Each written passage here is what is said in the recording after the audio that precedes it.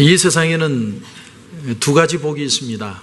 하나는 눈에 보이는 복입니다. 이 복은 돈이나 지위나 지식이나 이런 겁니다. 이 눈에 보이는 복은 참 희소가치가 크기 때문에 이 복을 얻으려면 죽도록 공부를 하든지 아니면 죽도록 돈을 벌든지 그렇게 하는 방법밖에 없습니다. 그런데 이 세상에는 더 중요한 복이 하나 있습니다. 그래서 눈에 보이지 않는 복인데 하나님이 우리 믿는 자들에게 주시는 복입니다. 어떤 의미에서 진짜 복은 이 복이라고 말할 수 있습니다. 하나님이 아브라함에게 주신 복도 이 복이고 이삭이나 야곱에게 주신 복도 또한 이 복이었습니다. 유명한 조지 워싱턴 카버 박사가 하나님의 말씀을 읽다가 한 말씀에 부딪혀서 땅콩을 통해서 무려 200가지 이상의 발명품을 만들어냈습니다. 그런데 그것이 딱 성경 구절 하나였습니다. 창세기 1장 29절에 보면 하나님이 이르시되 내가 온 지면에 씨 맺는 모든 채소와 씨 가진 열매 맺는 모든 나무를 너에게 주노니 너희의 먹거리가 되리라. 우리는 흔히 이 구절을 보면 하나님이 우리에게 모든 걸 주셨구나 할렐루야 그러고 우리는 지나가 버리는데 워싱턴 카버 박사는 어떻게 하면 이 땅의 것이 내게 먹거리가 된다는 말이지 그것을 고민하기 시작했습니다. 하루를 고민하고 이틀을 고민하고 한 달을 고민하고 두 달을 고민하고 1년을 고민하고 2년을 고민하고 이 고민을 가지고 밥을 먹고 이 고민하면서 햄버거도 먹고 이 고민하면서 땅콩도 씹다가 갑자기 땅콩이 그냥 땅콩이 아니라는 걸 깨닫게 됩니다. 대부분의 사람들이 땅콩을 먹는 이유는 군것질로 먹는데 커버 박사는 땅콩을 먹다가 땅콩 여기에 생명이 있구나 를 깨달은 거죠. 그 고민이 그 고통이 보통 사람들은 그냥 군것질일 거리인데 땅콩 하나를 가지고 200여 가지의 발명품을 만들도록 만든 것이죠. 땅콩 가지고 화장품도 만들고 땅콩 가지고 구두약도 만들고 땅콩 가지고 의약품도 만들고 초콜릿이 발린 과자도 만들고 아이스크림도 만들고. 근데 그 근거가 뭐냐면 모든 사람이 그냥 읽고 지나쳤던 온 지면에 씨 맺는 것이 너의 먹거리가 되게 하리라. 한마디 말씀이었습니다. 그렇습니다. 어떤 사람한테는 그냥 지나가는 말이고 그냥 지나가는 어떤 사물인데 어떤 사람에게는 그것이 삶의 본질이 됩니다. 이번에 밥 딜런이라는 미국의 칸츄리 가수가 노벨 문학상을 받았습니다. 아니 어떻게 가수가 노벨 문학상을 받습니까? 이것은 노벨 문학상이 생긴 일에 115년 만에 처음이라고 합니다. 그런데 스웨덴의 할리먼에서 시상을 한 이유를 발표를 했습니다. 근데 뭐라고 얘기를 했냐면 밥 딜런이라는 가수는 미국의 그 노래 전통 속에서 새로운 시적 표현을 창조해냈다 이렇게 표현했습니다.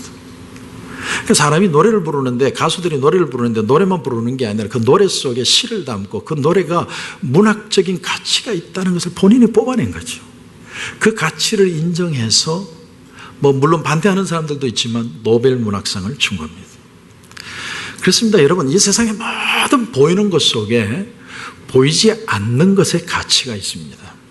우리가 성경을 읽고 이렇게 여러분이 앉아서 말씀을 듣는 이유는 뭐냐면 눈에 보이진 않지만 그 하나님의 말씀의 가치를 여러분이 깨닫기 위해서입니다. 우리 개역개정 성경에는 그 뜻이 많이 불분명해 보이지만 옛날 개역 성경에 보면 역대상 4장 10절 말씀 우리가 너무 좋아하는 말씀인데 야베스가 이스라엘 하나님께 아뢰어 가로되 원컨대 주께서 내게 복의 복을 더하사 나의 지경을 넓히시고 주의 손으로 나를 도우사 나로 환난을 벗어나 근심이 없게 하옵소서. 재밌는 표현이 뭐냐면 주여 내게 복의 복을 더해달라는 기도예요. 이걸 저는 생각하다가 두 가지로 생각했습니다. 첫째는 복 다음에 복, 또 그 위에 또 복 계속 복 주세요. 이런 기도로 볼 수 있는 것과 제가 생각한 복은 뭐냐면 하나님 그 복 속에 진짜 복을 내가 받게 하여 주옵소서. 왜 제가 그런 생각을 하냐면 뒷말씀 때문입니다. 뒤에 말씀에 보면 주의 손으로 나를 도우사 나라 환난을 벗어나 근심이 없게 하옵소서. 모든 환난이나 근심이나 걱정은 어디서 오느냐면 주님의 도우심이 없을 때 온다는 거예요. 그러니까 주님의 도우심이 오면 우리의 마음에 평안이 임하고 평안이 있으면 그 삶이 축복이 된다는 거죠. 그러니까 진짜 복은 그렇게 오는 겁니다. 하나님의 은혜를 알고 그분과 동행하는 것이 진짜 복이다라는 거예요. 자, 여러분 오늘 말씀에 우리가 읽지 않았지만 1절을 한번 보시면 1절에 이런 말씀이 나옵니다. 아홉째 해 열째 달 열째 날에 여호와의 말씀이 내게 임하여 이르시되 9년 하고도 10개월 10일이 지났다는 겁니다. 무슨 날짜냐면 여기 에스겔이 바벨론의 포로로 많은 포로들과 잡혀왔는데 여호야긴 왕도 잡혀왔는데 그 시간이 거의 10년이 됐다는 거예요. 여러분 10년이라는 의미가 주는 느낌이 있죠. 우리 교회도 내년 2월 첫째 주가 되면 딱 10년이 됩니다. 10년이라는 기간은 무언가 우리로 하여금 무언가 모르는 기대를 하게 합니다. 10년이면 강산도 변한다는 말이 있는데 10년째가 되면 우리 교회도 무언가 새로운 바람이 일었으면 좋겠다. 목사님 저에게도 그런 마음이 있습니다. 그런데 조금 더 보십시오. 여러분 2절을 보시면 인자야 너는 날짜 곧 오늘의 이름을 기록하라. 바벨론 왕이 오늘 예루살렘에 가까이 왔느니라. 이 말씀을 보니까 에스겔은 지금 바벨론에 잡힌 지 10년이 됐는데 예루살렘 성은 아직 망하지 않았다라는 거예요. 그러니까 일찍 잡혀간 겁니다. 그리고 예루살렘 성에는 지금 바벨론 왕이 마지막으로 예루살렘을 무너뜨리기 위해서 온 시점이라는 거죠. 역사적으로 얘기하면 BC 588년입니다. 그로부터 2년 후에 이 예루살렘 성이 완전히 망합니다. 그 시점에 하나님의 말씀이 임한 거죠. 그런데 하나님의 말씀이 어떻게 임하느냐면 오늘 여러분 3절도 보겠습니다. 3절을 보시면 너는 이 반역하는 족속에게 비유를 베풀어 이르기를 주 여호와께서 이같이 말씀하시기를 가마 하나를 걸어라. 가마를 걸어라. 그리고 뒷말씀에 보면 그 가마가 녹이 쓸었다 이렇게 표현을 합니다. 여러분 이 가마는 요즘 사람들은 가지고 있지 않는 겁니다. 집에 가마 가지고 계신 분은 아무도 없을 거예요. 그렇죠? 그런데 우리가 가끔 토요 특별 새벽 기도가 있으면 우리 권사님들이 금요일 저녁에 혹시나 사골국을 끓이실 때가 있습니다. 밤부터 끓이세요. 그래서 온 친교실이 냄새가 사골국 냄새. 그게 뭘 암시하고 있죠. 이 괴기 먹으려면 내일 아침에 나와라. 그런 암시가 있습니다. 그죠? 근데 하나님이 갑자기 예루살렘 성을 뭐라고 표현하냐면 그런 가마다 이렇게 표현합니다. 예루살렘이 양고기를 끓이는 삶는 큰 가마솥이다 표현합니다. 그래서 이 가마솥의 고기를 먹으면 사람들이 배부르고 건강하고 튼튼해지는 거예요. 다른 사람과 부딪혀도 넘어지지 않고 조금 어려움이 와도 그것을 이겨낼 수 있는 힘이 생기는 거예요. 이걸 영적으로 얘기하면 우리 교회를 가리킨다고 표현할 수 있습니다. 여러분 교회 안에 은혜가 있으면 웬만한 시험이나 웬만한 어려움들은 느끈히 이겨나갈 수 있습니다.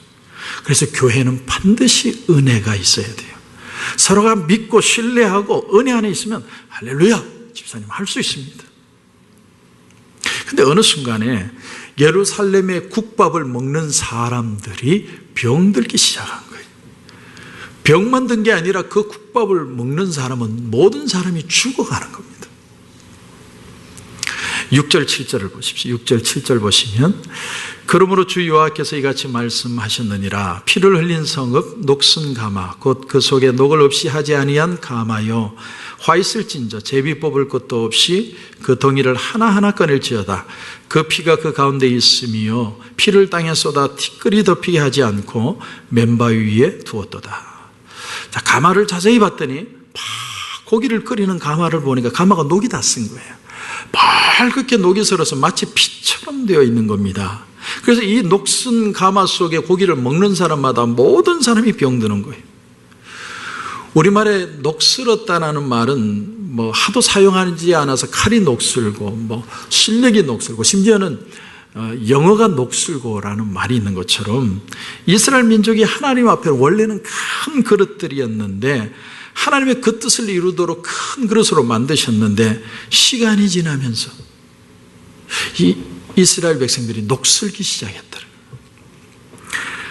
녹이 쓴다는 말은 풍파를 겪고 산화작용이 일어난다는 거죠.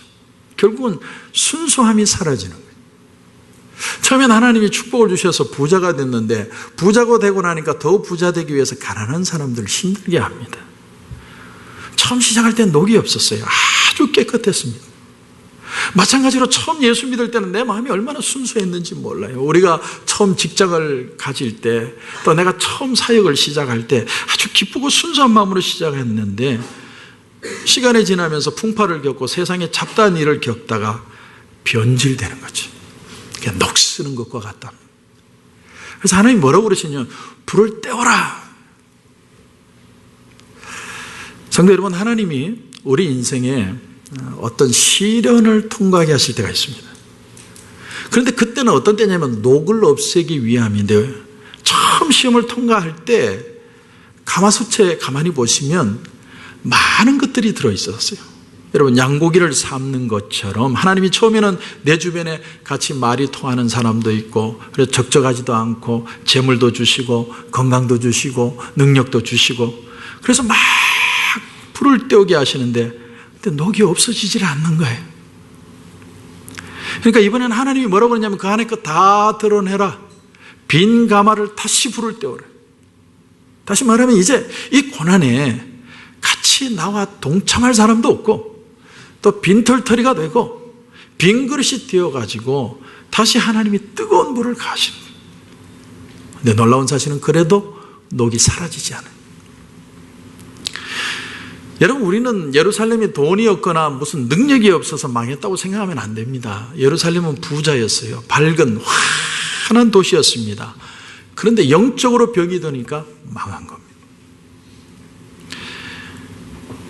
열왕기하 1장에 보면 아합이 죽은 후에 그의 아들 아하시아가 왕이 되는데, 제가 지난주에 말씀드린 것처럼 모압이 반란을 일으킵니다. 우리는 곡물 못 바친다, 조공 못 바친다. 근데 그게 다 개인적으로 이 아시아가 다락방에 난간에서 떨어져서 떼굴떼굴 굴렀는데 중병이 들어버렸습니다.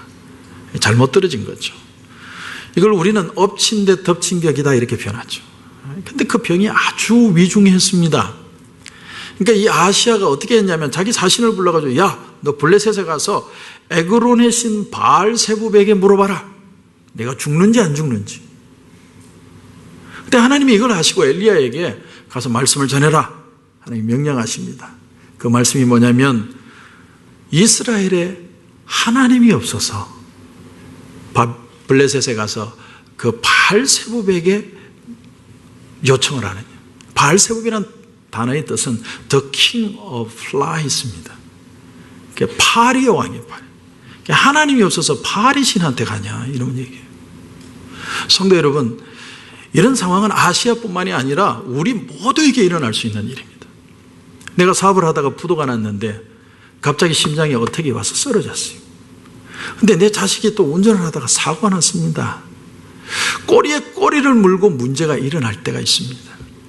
근데 그런 일이 생길 때 평소에는 멀쩡하게 신앙생활 잘하다가 갑자기 중대한 일을 만나면 점쟁이 찾아가는 사람들이 있어요. 하나님만을 믿는 것은 효험이 없다. 그래서 이렇게 급할 때는 직접적인 답이 필요하다. 점쟁이 찾아가는 거예요. 어떤 분이 그랬다고 그러죠. 이건 뭐 우스갯소리로 누가 만든 얘기 같은데, 너무 사업이 어렵고 일이 안 되니까 예수 믿는 사람인데 점쟁이를 찾아갔어요. 점괘 좀 보여주십시오. 정깨가 나왔어요. 정깨가 어떻게 했냐면 예수 귀신 찾아가십시오 이랬더니 예수 귀신 찾아가십시오. 우리가 위기의 순간에 마음이 막 흔들려 버립니다. 그런데 인생의 위기가 오면 그저 인생의 위기만으로 끝나는 게 아니라 그것이 신앙의 위기로 다가오는 거예요. 그래서 위기가 진짜 위기가 되는 이유가 뭐냐면 인생의 위기뿐만 아니라 우리 자신의 믿음이 흔들려 버리게 돼요. 아시아에게 이런 위기가 찾아온 겁니다. 그때 아시아가 어떻게 하냐면 점쟁이 찾아간 거예요. 쉽고 눈에 보이는 방법을 찾아가는 겁니다. 아시아가 바알세부 신을 찾아갔던 결정적인 이유가 뭐냐? 하나님보다도 더 가깝게 여겨졌기 때문이에요. 하나님 눈으로 볼 수도 없고 들을 수도 없고 만질 수도 없으니까 내가 눈에 만질 수 있는 우상에 가가지고 딜을 하고 돈을 주면 뭐가 될 것 같아요. 감각의 어필하는 거예요. 하나님은 우리에게 거룩하라, 회심하라, 믿음을 가지라고 얘기하는데 우상이라는 건 대접만 잘하면 딜이 될 것 같거든요. 암시장에 무슨 돈 매매하는 것처럼 우상과 딜을 하면 내 인생을 풀리게 할 수 있을 것 같은 것 같아요. 그래, 눈에 보이는 거에 어필하는 거예요. 그때 하나님이 엘리야를 통해서 아시아에게 주신 말씀이 뭐냐면, 그래, 이스라엘에 하나님이 없어서 파리의 신에게 가느냐, 이 말씀이에요.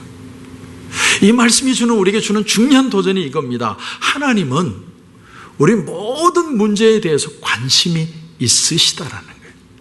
하나님 관심이 없는 게 아닙니다. 하나님은 거기에 대해서 관심이 많으세요. 아시아가 죽느냐 사느냐, 병에서 낫느냐 안 낫느냐, 아시아가 결국 중병이 들었을 때 하나님을 찾을 것이냐 말 것이냐, 거기에 대해서 굉장히 관심이 많으셨기 때문에, 그렇기 때문에 바알세붑에게 찾아갔을 때 하나님이 언짢게 생각하신 거예요. 하나님이 관심이 많기 때문에요. 여러분, 사랑의 반대말은 미움이 아닙니다. 사랑의 반대말은 무관심이에요. 관심이 있었기 때문에 하나님이 언짢아하신 거예요. 그리고 하나님을 선택해 주기를 원하신 겁니다. 아시아의 위기는 건강의 위기뿐만이 아니라 사실은 신앙의 위기였습니다. 오늘 여러분 13절을 한번 보십시오. 13절을 보면 하반절에 보니까 내가 내게 향한 분노를 풀기 전에는 내 더러움이 다시 깨끗해지지 아니하리라. 하나님이 우리에게 분노를 언제까지 품으시느냐? 우리에게서 더러운 것이 다 깨끗해질 때까지 분노를 품는 거예요. 다시 말하면 하나님은 우리의 더러움을 깨끗하게 하시기 위해서 우리에게 화를 내신다는 거예요.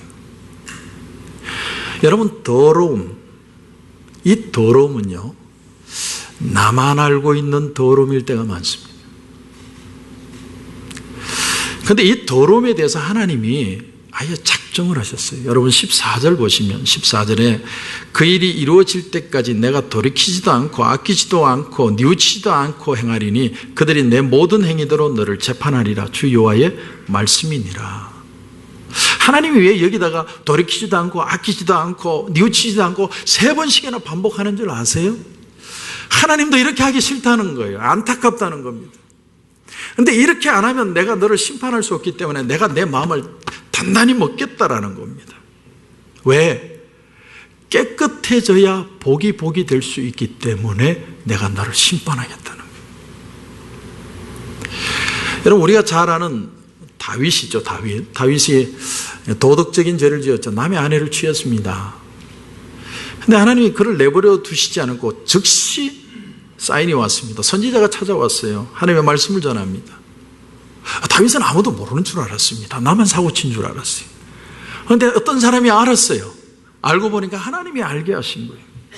그리고 하나님이 선택권을 주시는 겁니다. 너 지금 회개할래 죽을래? 그러니까 하나님께서는 당신의 백성이 죄를 지을 때 그냥 지켜보면 그 죄가 암세포가 암덩어리가 되어서 커지기 전에 하나님이 따끔하게 잘라버리십니다. 그 과정이 아파요. 그러나 내버려 두면 죽습니다. 멸망하는 거예요. 요한복음 15장에 보면 나는 포도나무여 너희는 가지니 내 아버지는 농부라. 그래서 열매를 맺는 가지는 더 풍성하게 하려 하여 하나님이 깨끗하게 하시고 열매 맺지 못하는 가지는 잘라버려서 불에 던지리라. 이 말을 하는 이유는 하나님의 마음에 아픔이 있다는 거죠. 우리의 마음에 아픔이 있다는 겁니다. 열매를 맺지 못하기 때문에 하나님이 잘라버리시고 열매 맺는 가지는 깨끗하게 하십니다. 아프죠? 아깝습니다. 그러나 그것을 잘라버렸기 때문에 포도나무가 건강한 열매를 맺는 거예요. 이 잘라버리는 과정이 쉽지가 않고 이해가 되지 않을 때가 있습니다. 우리가 예수를 믿는 과정에서 항상 좋은 일만 있으면 얼마나 좋겠습니까? 하나님이 날마다 내게 비 주시고 햇빛도 비춰주시고 거름도 주시고 그러면 얼마나 좋겠어요. 그런데 이게 아니고 때로는 하나님께서 가위를 갖다 대세요. 잘라버려요. 깨끗하게 하세요. 그 과정이 불편해요. 그러나 그것은 우리를 위한 것이고 우리의 영혼을 위한 것이다. 다윗이 위대한 임금이 될 수 있었던 이유는 뭐냐면 하나님이 일찍 개입하셔서 그 죄가 더 크게 자라지 못하도록 잘라버리셨기 때문에. 만약에 다윗이 그대로 가도록 내버려뒀으면 우리는요, 괴물을 만날 수도 있어요. 괴물. 우리가 끔찍한 존재가 되기 전에 하나님이 나를 만지십니다. 그게 하나님의 사랑입니다. 그러면 우리가 복을 받고 잘 사는 것도 중요하지만 진짜 지혜는 내가 어려움을 당하고 있을 때 어떻게 하면 내가 잃어버렸던 그 복을 회복할 수 있을까를 깨닫는 것이 더 중요해요. 복이 보게 되게 해야 합니다. 여기에 하나님의 축복의 가치가 있습니다. 결국은 우리가 궁극적으로 하나님을 의지하지 못하는 궁극적인 이유가 뭐냐? 하나입니다. 하나님을 신뢰하지 못하겠다는 거예요. 하나님의 존재는 믿겠는데 하나님이 나를 도와주시는 것은 못 믿겠다는 거예요. 하나님의 성품을 신뢰하지 못합니다.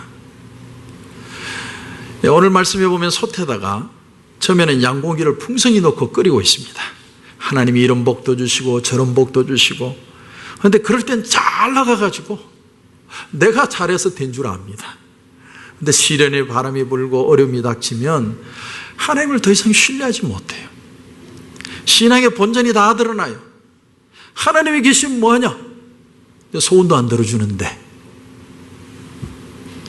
하나님이 내게 호감을 갖지 않는 것처럼 보이니까 나도 하나님한테 호감 더 이상 안 갖습니다. 하나님이 나의 사사로운 소망이나 내가 가지고 있는 사정에 관심을 갖고 있지 않다고 생각이 하는 거예요. 하나님은 큰일, 대의명분, 너희는 먼저 그의 나라와 그의 의를 구하라, 이런 것만 좋아하시기 때문에 나의 문제에 대해서는 이래도 좋고 저래도 좋고 별로 신경 안 씁니다. 놀라운 사실은요, 교회를 오래 다닌 사람일수록 이 문제에 취약합니다. 교회를 오래 다닐수록 들은 거는 많아서 머리는 커졌는데 마음은 차가워요. 신앙은 있는 것 같은데 믿음이 없을 때가 너무너무 많습니다. 이게 바로 녹이거든요. 그런데 변명은 있습니다. 나도 믿음대로 한번 해보려고 시도를 했는데 몇 번 실패한 거예요. 그래서 나는 하나님을 못 믿겠어요. 폼은 가지고 사는데 품은 느끼지 못하는 거예요. 하나님은 우리가 순수하고 아름다운 신앙의 삶을 살게 하시기 위해서 때로는 시련을 허락하시는데 우리는 하나님이 나를 싫어해서 그렇게 하신다라고 생각합니다. 그래서 우리가 건강에 어려움이 닥치면, 무슨 병이 들면 그건 건강에만 위험이 오는 게 아니라 우리 신앙도 적신호가 옵니다. 재정적인 어려움이 닥칠 때 그것이 우리의 믿음을 흔들어 버립니다. 그렇기 때문에 돈이 없어지면 돈 걱정만 하는 게 아니라 신앙도 다 날아가 버려요. 우리가 경험하는 모든 어려움은 궁극적으로는 여러분 영적인 문제입니다. 하나님을 의지할 거냐? 하나님을 불신할 거냐? 하나님이 지금 나와 함께 하느냐? 하나님이 나와 함께 하지 않느냐? 하나님이 엘리야 선지자를 통해서 아시아에게 주신 말씀이 그겁니다. 이스라엘에 하나님이 없어서 네가 바알세복을 찾아가느냐? 그 말씀은 하나님은 이스라엘에 계신다라는 소리입니다. 하나님은 계신다는 거예요. 지금 아시아와 함께 하시고 계시고 오늘 이 자리에 우리와도 함께 하시는 줄 분명히 믿으시기 바랍니다. 하나님이 안 계신다고 생각하면 우리가 시험이 드는 거예요. 사람이 너무 잘 돼도 하나님 떠나고 너무 안 돼도 하나님을 떠나요. 우리는 둘 다 건지길 원해요. 나는 신앙도 좋고 소원도 들렸으면 좋겠다. 당연하죠. 둘 다 가져야 돼요. 그리스도인이라면 내 신앙도 좋아지고 내가 축복도 받기를 원합니다. 그거 잘못된 거 아닙니다. 그런데 상황이 급해지면 사람들은요, 신앙을 희생해서라도 자기의 소원을 끈지기를 원하는 것 같아요. 그 위험에 대해서 예수님이 뭐라고 얘기하셨냐면 너의 손이 너희를 범죄케 하거든 그 손을 찍어버리라고 그랬습니다. 손 하나 없이 생명에 들어가는 것이 온몸이 성하여 불 속에 들어가는 것보다 낫다. 그러니까 사람이 무엇을 희생하려고 하느냐? 급한 위기에 가서 대다수의 사람들이 자기의 손을 건지려고 하는데 손을 건지려고 하다가 불 속에 들어가는 경우가 많다는 거예요. 차라리 손 하나를 희생을 하면 생명을 건질 건데 너의 스스로의 녹을 제거하는 결단이 필요하다는 거예요. 그러니까 우리가 신앙도 건지고 소원도 건질 수 있는 비결이 뭐냐면 내가 둘 다 얻기를 원하지만 만일 초이스를 해야 되는 상황이 온다면 내 소원을 포기해서라도 주님에 대한 믿음을 지키리라는 각오가 있어야만 한다는 거예요. 이게 녹슬지 않는 겁니다. 변질되지 않는 거예요. 복이 되게 하는 진짜 방법입니다. 여러분 다니엘의 세 친구를 아시죠? 그들을 우상에게 절하지 않겠다. 그러면 저 풀무불 가운데 던지겠다. 말만 한 게 아니에요. 이미 던져버렸습니다. 근데 그 던지는 자리에서 세 사람이 뭐라고 그랬냐면 하나님이 우리를 구원해 주실 것입니다. 그러나 그리 아니하실지라도 우리는 우상에게 절하지 않습니다. 풀 속에 던졌어요. 세 사람이 던져졌는데 왕이 가까이 가서 자세히 보니까 네 사람이 같이 거기를 거닐고 있습니다. 예수님이죠. 이들이 자신의 생명을 포기해서라도 믿음을 지키려고 각오를 했더니 하나님이 그들의 신앙도 건지시고 소원도 들어주시고 생명도 건져주셨습니다. 결국 아하시아는 자기 생명을 건지려다가 생명도 잃고 신앙도 잃어버렸습니다. 아무리 큰 가마솥이라도 여러분 솥이 크다는 건 재능도 있고 능력도 있고 이쁘고 뛰어나고 잘나고 똑똑하다는 얘기거든요. 아무리 큰 그릇이라도 녹이 슬어서 그 녹이 제거되지 않으면 처음에는 하나님이 그 그릇을 가득 채워주시지만 나중에는 빈 그릇채로 불에 구워질 것이다라는 거예요. 우리가 내 희생을 감수하고서도 마지막에 신앙을 택하는 이유가 뭐냐면 보이는 것 속에 보이지 않는 진짜 가치가 그 속에 있기 때문에 난 저와 여러분이 진짜 복을 누리시기를 주님의 이름으로 축원합니다. 참 하나님이 함께 하심을 여러분이 경험하셔야 됩니다. 하나님이 여러분과 동행하면 어떤 문제든 뚫고 갈 수 있고 넘어갈 수 있고 반드시 이루어낼 수 있습니다.